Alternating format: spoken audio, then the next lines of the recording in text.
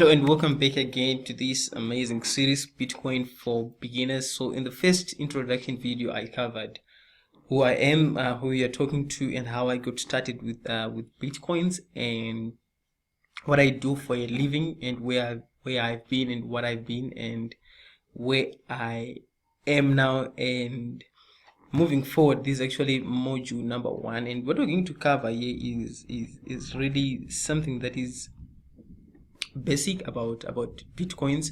The first thing that I'm going to cover is actually what is Bitcoin. I'm going to play a video that I saw for the first time and which got me confused, and I kept on watching that video over and over and over and over and over again. So when that video finishes playing, I'm going to come back and explain to you a simplified version of my understanding about bitcoins. What is Bitcoin? Bitcoin is the first decentralized digital currency. Bitcoins are digital coins you can send through the internet. Compared to other alternatives, Bitcoins have a number of advantages. Bitcoins are transferred directly from person to person via the net, without going through a bank or clearinghouse. This means that the fees are much lower. You can use them in every country. Your account cannot be frozen, and there are no prerequisites or arbitrary limits. Let's look at how it works. Several currency exchanges exist where you can buy and sell bitcoins for dollars, euros, and more. Your bitcoins are kept in your digital wallet on your computer or mobile device. Sending bitcoins is as simple as sending an email, and you can purchase anything with Bitcoin. The Bitcoin network is secured by individuals called miners.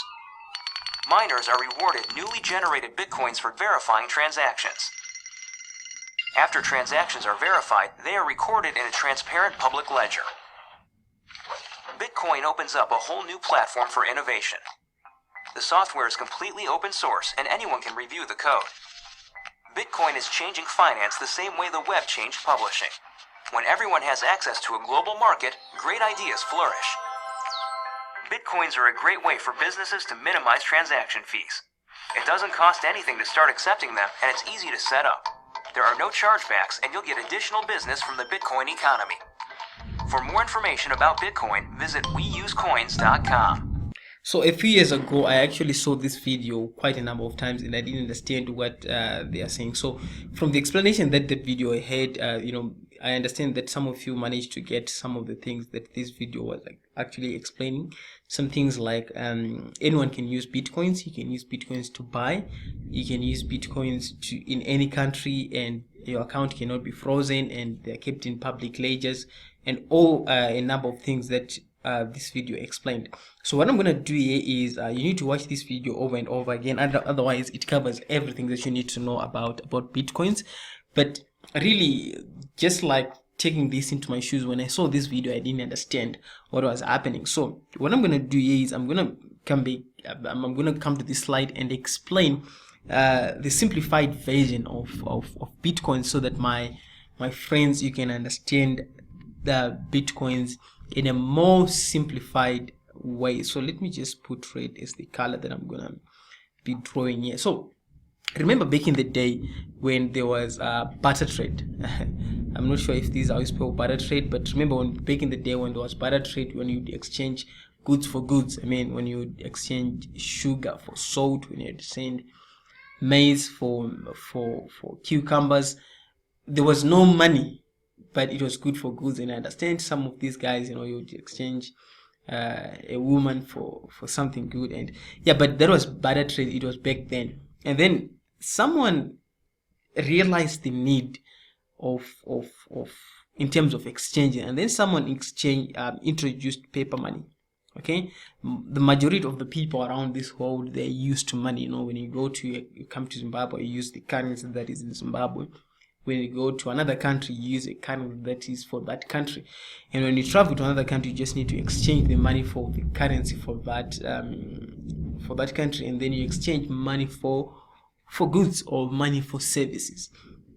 And then realizing that a lot of people are carrying a lot of money. Like one of these days when I traveled to this other country, and my money was stolen, and just because people were trying to fix the Okay, so that's when someone introduced what is known as plastic money. Plastic money, I'm talking about these little cards, MasterCards, Visa cards, and other means of online payments like PayPal, Skrill.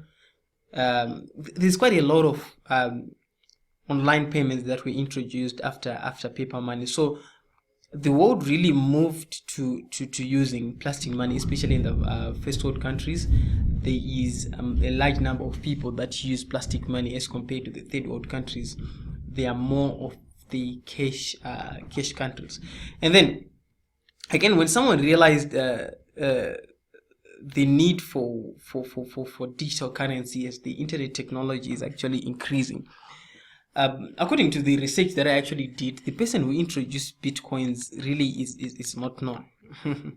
It's amazing. When I was actually doing the research, it is believed that, according to what I've read on the internet, it is believed that the person introduced the technology and then he just vanished. Like, you don't know who I am, who created the technology. So that's the history about bitcoins. So bitcoins basically is the first, I think, successful digital currency to gain its popularity. There is quite a number of digital currencies. I mean, I don't even know the numbers. There is quite a number of digital currencies, but the most popular one is actually Bitcoin. I don't know if Bitcoin was the first one, but there is a number of currencies that actually modeled the Bitcoin technology. So what it means now is, moving with time, when digital currency was actually introduced, this is a way of paying online. Okay, of moving money. Money is actually moved from one person to another. You're going to see the videos when I'll be doing the videos in the next module, when I'll be sending out bitcoins and I'll be receiving bitcoin. You realize that it's actually split of a second. You would have received your money anywhere in the world, and the charges are way less as compared to going to the bank, depositing the money to send to your family and friends, or to do a business transaction. So in other countries, you can actually buy food, coffee, a car, clothes, anything that you buy with money, bitcoins can actually buy. And the other good thing about bitcoins is they are decentralized. There is no government that oversees bitcoin. So which means it's actually a good thing. So this is actually the simplified version of bitcoins. And one of the things that I need to emphasize as well, there was a friend of mine when I was starting out with bitcoins, when I was using bitcoins, one person called me and he said, Kuda, so in Zimbabwe we've got like coins, coins that we use to buy and change, stuff like that. The guy called me and said, so Bitcoin, is it like the coins that we use in here in Zimbabwe? And I was like, in fact, the first thing that I did, I actually laughed. And it's not their fault. I used to think the same way, but Bitcoins is just like a digital thing. You cannot touch it. It's something that is moved over the internet. We're looking at maybe a video that you transfer over the internet, like a YouTube video. Is something that is digital. You cannot really touch it. So moving forward, this is actually the simplified version upon in addition to the video that you've actually seen before this one. So moving forward, I'm going to look at the Bitcoin rate. This is again another investment opportunity that most people do. Like, for instance, I've just done a research on December 20. I'm actually doing this video. This is actually December 2016. And right now the Bitcoin rate is 850. So what it means is one Bitcoin, the shortcut is BTC, is equivalent to $850. So if you want to get one Bitcoin, and Bitcoins, remember, they can actually be sent in splits. You can actually say 0.03 or 0.025, and then they will just calculate at this rate if you need that equivalence. So what it means is, looking back a year from now, one Bitcoin was actually $450. And then a year back in 2014, one Bitcoin was actually $250. So the price goes up and down. Like, for instance, when it was launched, let's say this was the day that it was launched, price went up and down, went up and down, up and down, up and down, up and down. But if you look at the graph, it's actually gradually increasing. So what it means is, for those who want to invest in Bitcoin, this is a very clean way of making money through Bitcoins. So what you do now is you buy these Bitcoins, of course, at this rate, $850. This is actually one way. And then you wait, like, let's say, because it's gaining its popularity, let's say 4 years from now, this would have increased by 400%. That means maybe one Bitcoin is going to be like 4,000 US dollars. So what it means is you buy a Bitcoin now, and then 4 years from now, you're going to get 4,000 US dollars. Or a year from now, your money most probably would have actually doubled. So if you do a research, people became millionaires when they were using Bitcoins, because some of these guys, they were introduced to Bitcoin technology, and some of them, they just like bought Bitcoins and then kept them in their wallets. And then all of a sudden, if you fast forward things, they realized that Bitcoin is actually gaining popularity, and opening up their wallet, they see their accounts with more than millions US dollars. You can do research, it's actually interesting. So some of the people, they did this without knowing. So moving forward, what I'm gonna do here is I'm gonna explain again wallet and exchange.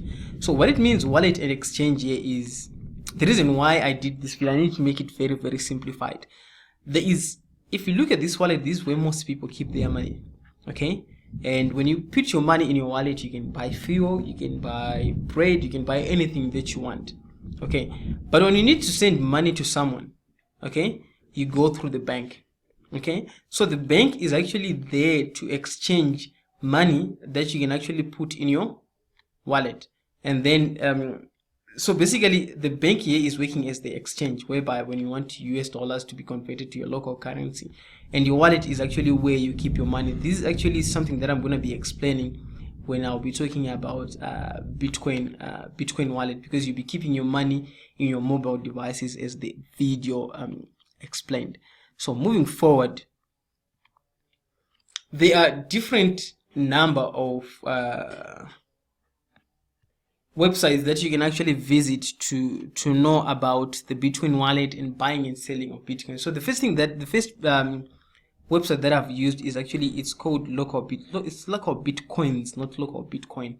And what local Bitcoins is, it's a website, it's a portal website whereby you can actually keep your Bitcoins there, and then you can actually exchange your Bitcoins for money. There are several number of ways of how you can actually buy Bitcoins there. You can use Western Union, you can use Visa card, you can use PayPal, you can use quite a number of things. So on local Bitcoin, this is actually a portal whereby there is people here selling Bitcoins, and then local Bitcoins, I'll say LB is actually the middle person for people who wants to buy and sell Bitcoin. So how it works now is, if someone is looking for Bitcoins, they go here into the marketplace to look for someone who's selling Bitcoins, and then local Bitcoins actually secures the deal between the two of you. So this is the first time when I did this. I was buying Bitcoins from a person in Kazakhstan, and I sent them Bitcoins via Western Union.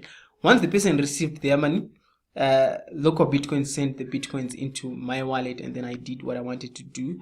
And Fidel, remember the guy who helped me at the beginning. So again, there is another place whereby which is known as SpectroCoin. SpectroCoin basically works the same with as local Bitcoins, but on SpectroCoin, the difference is that you'll be buying Bitcoins from a company, and on local Bitcoins, you'll be buying Bitcoins from a person.